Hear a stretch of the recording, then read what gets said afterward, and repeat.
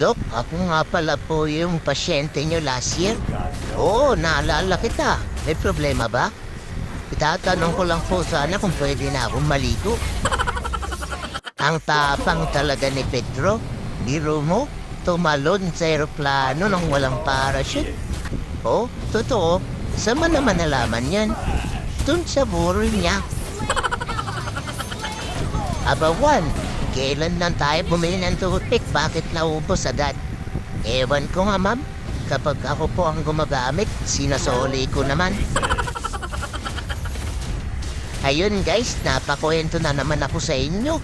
Di ko na malaya. Pinapanalo ko na palang laban. Ay, nako.